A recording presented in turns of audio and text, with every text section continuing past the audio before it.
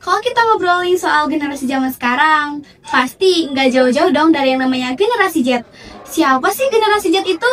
Assalamualaikum warahmatullahi wabarakatuh. Salam, Om Swastiastu, Namo Buddhaya, salam kebajikan. Halo semuanya, perkenalkan saya Audia Muldijina dari SMA Negeri 1 Ciceruk.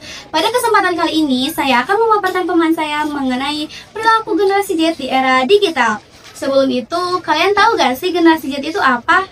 Generasi Z atau bisa dibilang Gen Z merupakan sekelompok generasi yang lahir pada tahun 1997 sampai 2012.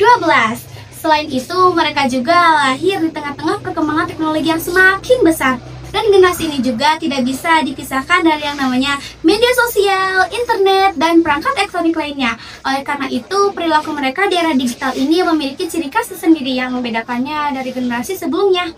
Generasi Z juga dikenal sebagai generasi yang kreatif, percaya diri, dan memiliki kemampuan dalam menggunakan teknologi. Mereka juga terbiasa melakukan banyak hal secara cepat dan teliti.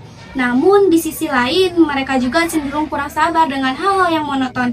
Ciri lain yang menonjol dari Gen Z itu seperti cara mereka berkomunikasi yang lebih sering melalui media sosial seperti Instagram, TikTok, dan WhatsApp. Mereka itu lebih suka mengekspresikan dirinya secara bebas melalui media sosial.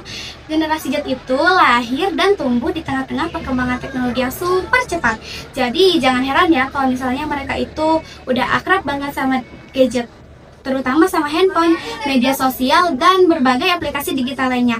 Dari bangun tidur sampai mau tidur lagi, hampir semua kegiatan yang mereka lakukan tidak bisa lepas dari handphone. Mau belajar, cari handphone. Mau makan, cari handphone. Bahkan mau berkomunikasi sama teman pun lewat handphone. Nah, Gen Z itu sangat aktif ya teman-teman di media sosial. Mereka itu hampir setiap hari bermain media sosial seperti Instagram, TikTok, dan YouTube. Tapi tidak hanya sekedar bermain ya, mereka juga senang belajar atau mencari informasi melalui aplikasi itu.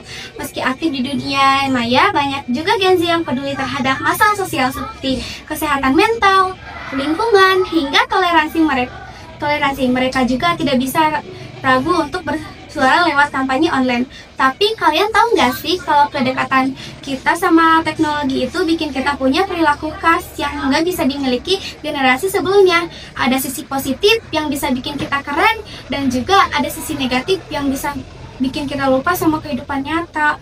Salah satu dampak positif media sosial itu seperti memperluas jaringan pertemanan, dan juga generasi Z itu bisa berkomunikasi dengan orang-orang dari berbagai daerah, bahkan dari berbagai negara juga.